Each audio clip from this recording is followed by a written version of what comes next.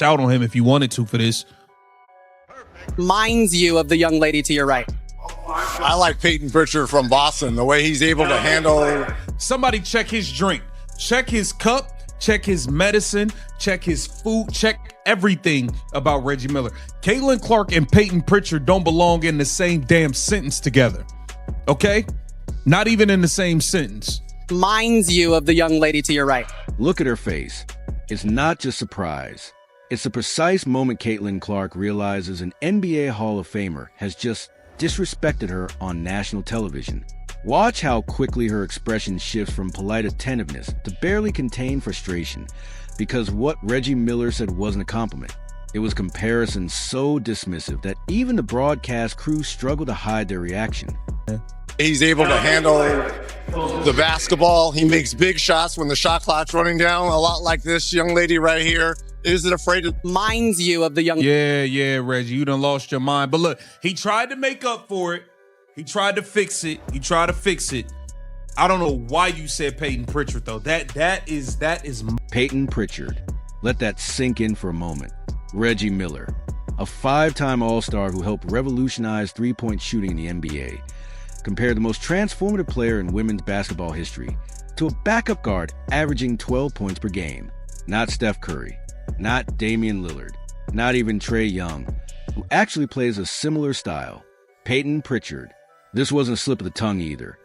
It was part of a prepared segment on Basketball Night in America on January 19, 2025.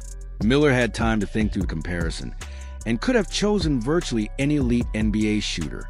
Instead, he landed on a role player most casual fans wouldn't recognize in a lineup, making the level of disrespect feel staggering. First of all, there's a new shooter from Indiana. See, I'm the third best shooter in the state of Indiana now. Okay. It goes Caitlin, Tyrese, and now myself. We'll have to get Tyrese's opinion on that. I'm not sure Tyrese would agree. Right here. She's taking over for me right now, so thank you. All right, man. All right, I can respect that. You try to fix it. He tried to fix it. She definitely a better three-point shooter than Tyrese Halliburton. I don't care what Tyrese Halliburton got to say. Now watch Miller try to recover. He realizes almost instantly that he's misspoken, and you can hear in his voice as he pivots to calling her the best shooter in Indiana. But that recovery has its own problem. It's still wrong, and it still confines her to a regional comparison instead of a national one. Caitlin Clark isn't just the best shooter in Indiana, or even merely the best three-point shooter in women's basketball. She's redefining what's possible from beyond the arc in ways that transcend gender altogether. Last season, she drilled 122 three-pointers while facing double teams on nearly every possession, and averaged 19.2 points and 8.4 assists per game as a rookie, all while opponents built defensive schemes specifically to stop her.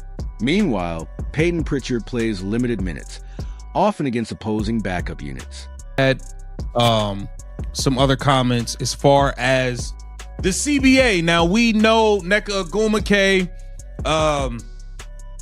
the energy that she's going into the meeting with doesn't seem good. We heard Natasha Cloud. Somebody needs to put a muzzle on her already. Somebody needs to silence that chick. Now we saw during Team USA when Caitlin Clark said, hey, we got to compromise and yada, yada, yada. And we haven't really heard of any compromises the players have made on this CBA. We have heard things that the owners have compromised on, though. As far as we've seen the first offer where the money was to the second offer to the third offer, we see the money going up. We've seen the percentages going up. We've seen different things where the owners are looking to give and take. But the Reggie Miller incident isn't happening in isolation. It's part of a broader pattern in how Caitlin Clark is being positioned heading into the 2025 season. This context brings us to the collective bargaining agreement, negotiations that could determine whether there even is a WNBA season in 2026. Notice how Clark frames the situation. She calls it one of the biggest moments in women's sports history, not just the WNBA, projecting optimism and confidence that a deal will be reached. Yet, if you listen closely to her language, there's nuance. She expresses confidence in an agreement, but immediately pivots to discussing the product on the floor. What she's not saying is just as telling. She doesn't credit the current negotiation tactics or praise the public messaging from the Players Association.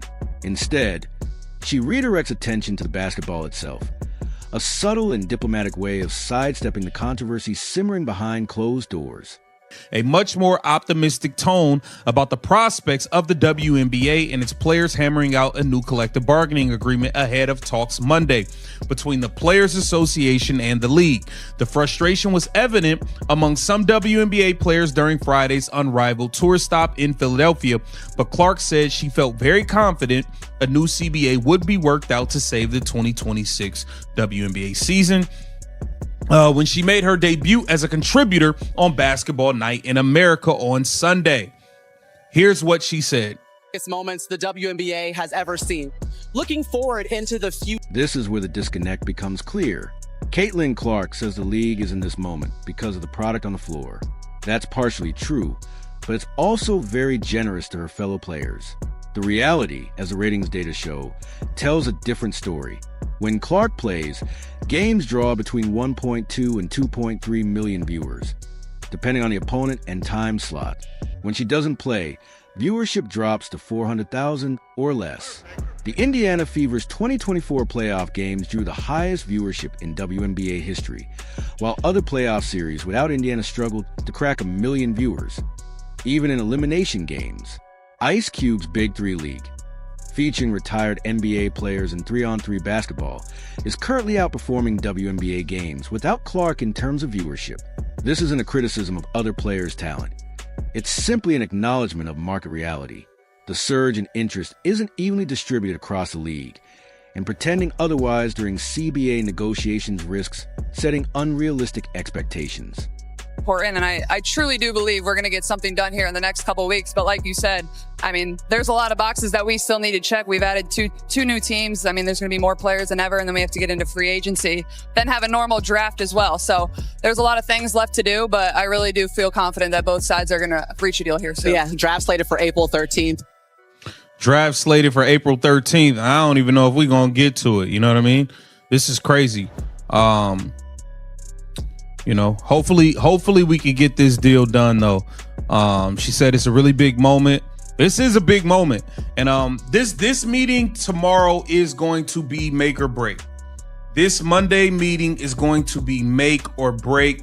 Make no mistake about it.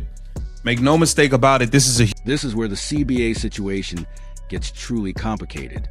The meeting scheduled for Monday, January 20th, 2025, is being described by sources close to negotiations as make or break.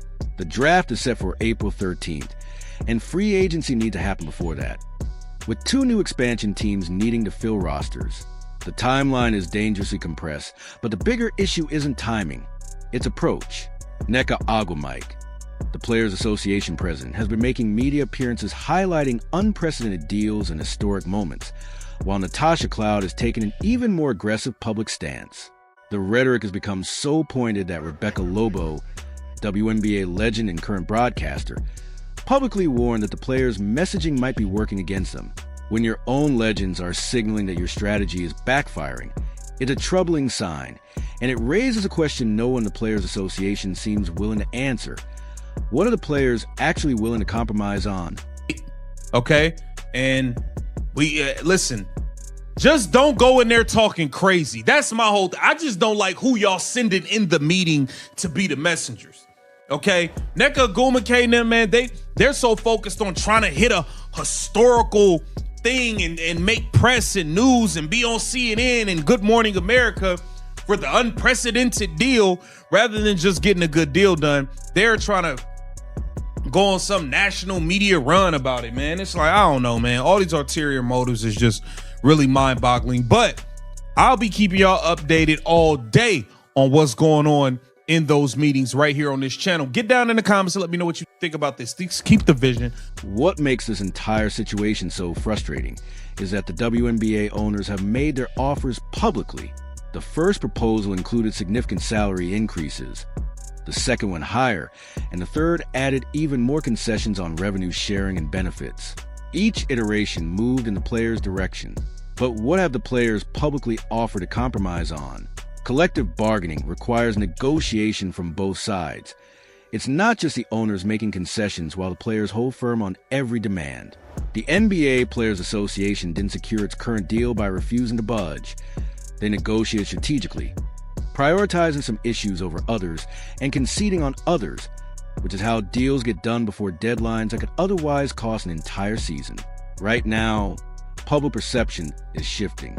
Fans who initially supported the players' push for higher pay are beginning to question whether the demands are realistic given the league's financial reality. Losing public support during a labor dispute weakens negotiating leverage. Heading into Monday's meeting, Caitlin Clark projects optimism, but notably does not endorse negotiation tactics. The owners have shown willingness to move on compensation, while the Players Association leadership seems focused on making history rather than making a deal, with the clock ticking toward a potential work stoppage that could devastate the league's momentum.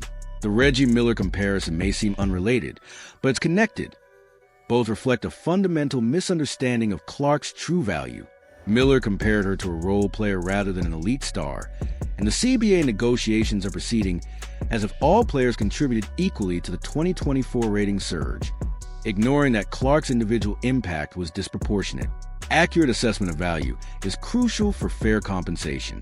The owners know the data and are unlikely to approve a deal that ignores reality. Clark must remain diplomatic.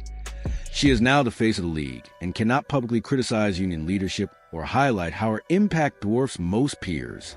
Her focus on the product and confidence in the process is strategic, but her body language during the Miller segment shows she knows she's being undersold, whether by a Hall of Fame broadcaster or a negotiation strategy treating all players as interchangeable. Monday's meeting will reveal whether the Players Association truly understands what's at stake. This isn't about making history or scoring headlines. It's about whether the WNBA will play in 2026 or if pride and unrealistic expectations will cost a season of momentum decades in the making. Clark expresses confidence a deal will get done, but the public statements from Aguamike and Cloud suggest the leadership may be more focused on winning a PR battle than closing a labor agreement. If that mindset carries into Monday's negotiations, things could get ugly fast. Are the players asking for too much, or are the owners still not offering enough? Should Clark have called out Miller directly, or was her subtle reaction smarter?